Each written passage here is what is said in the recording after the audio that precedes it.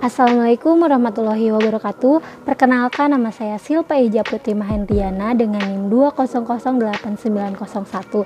Saya mahasiswi dari Program Studi Pendidikan Guru Pendidikan Anak Usia Dini, Kampus Universitas Pendidikan Indonesia Tasikmalaya.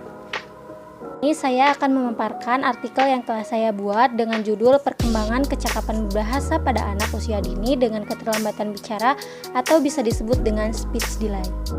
Pendahuluan. Perkembangan bahasa sangat penting dalam masa tumbuh kembang seorang anak, karena perkembangan bahasa menunjang perkembangan lainnya di diri seorang anak. Oleh karena itu, apabila perkembangan bahasa seorang anak tidak berkembang, selayaknya sebagai orang tua atau pendidik perlu adanya tanggap untuk segera mencari penyelesaian penyebab mengapa anak tersebut mengalami masalah dalam perkembangan bahasanya menurut Yola Laith pada tahun 2017. Nah, perkembangan anak usia 4 tahun dengan masalah gangguan keterlambatan bicara atau bisa disebut dengan speech delay yang disertai pengasuhan orang tua yang kurang tepat dapat mengakibatkan adanya perilaku yang tidak terkontrol melalui sosio-emosionalnya.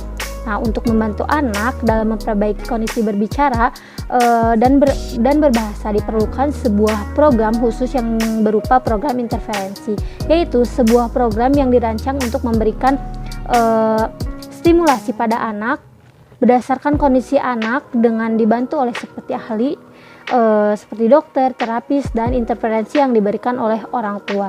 Nah, sebagai contoh, pola asuh yang sangat mempengaruhi perkembangan tumbuh kembang pada seorang anak. Kajian teori.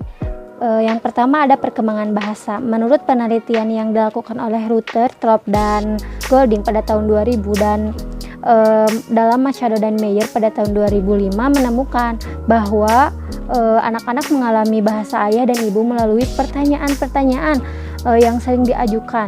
Nah, respon verbal dan nonverbal yang diakui dan diterima dan melalui interaksi yang intens dapat dikatakan bahwa ucapan anak-anak berarti akan dapat mengembangkan bahasa mereka lebih cepat daripada yang lain. Yang kedua ada speech delay atau keterlambatan bicara.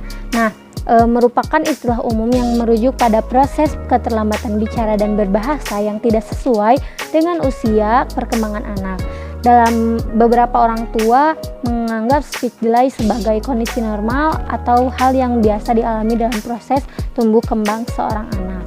Yang ketiga ada program interferensi, yaitu layanan terhadap anak yang mengalami resiko hambatan perkembangan dalam aspek motorik, komunikasi, bahasa, sosial, emosi, kognisi, dan persepsi sensori. Nah, interferensi ini dimaksudkan untuk menetapkan cara-cara apakah yang patut dipergunakan untuk merencanakan perbaikan berdasarkan masalah yang ditemukan dalam proses diagnosa dan pemberian umpan balik.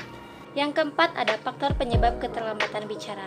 Banyak penyebab keterlambatan bicara yang paling umum adalah rendahnya tingkat kecerdasan yang membuat anak tidak mungkin belajar berbicara sama baiknya seperti teman yang lainnya.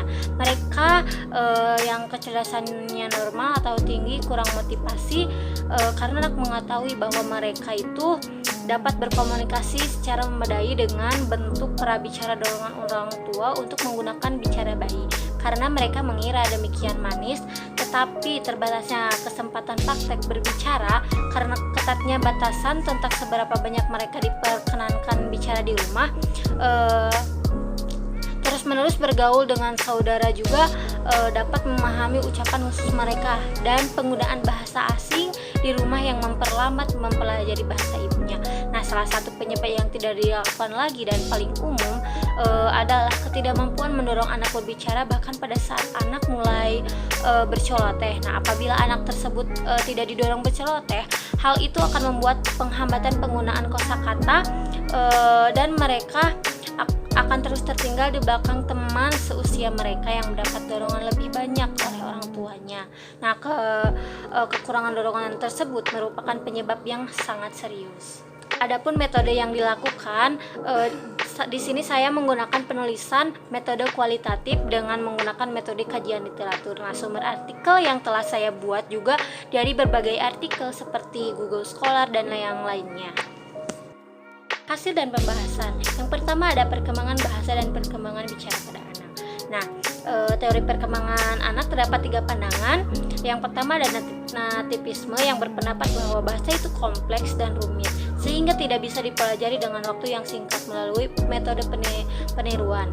Nah, yang kedua ada teori behaviorisme yang menekankan pada proses pemerolehan bahasa yang dikendalikan dari sisi luar diri anak tersebut. Yang ketiga ada teori kognitisme yang diwakili oleh Jean Piaget pada tahun 1954 menyatakan bahwa bahasa itu bukan merupakan faktor alamiah, tetapi karena kemampuan berasal dari pematangan kognitif anak tersebut. Yang selanjutnya ada speech delay. Speech delay adalah kondisi di mana anak usia dini mengalami keterlambatan proses berbicara dibandingkan dengan proses bicara anak seusianya. Yang terakhir ada program interferensi kecakapan berbicara. Nah, program ini adalah layanan untuk anak yang mengalami resiko hambatan perkembangan dalam aspek motorik, komunikasi dan bahasa, sosial emosi, kognisi, dan persepsi sensori. Nah, interferensi yang dimaksud itu untuk menetapkan cara-cara yang patut dipergunakan untuk merencanakan perbaikan berdasarkan masalah yang ditemukan dalam proses diagnosa dan pemberian umpan baliknya. Simpulan, berdasarkan dari pembahasan di atas dapat disimpulkan bahwa kemampuan berbicara dan berbahasa pada anak harus dimiliki sebagai modal untuk dapat berkomunikasi dan berinteraksi dengan lingkungannya, karena bahasa merupakan alat untuk menyampaikan sebuah pesan berupa perasaan ataupun isi pikiran. Sekian yang bisa saya sampaikan. Mohon maaf apabila banyak kesalahan. Wassalamualaikum warahmatullahi wabarakatuh.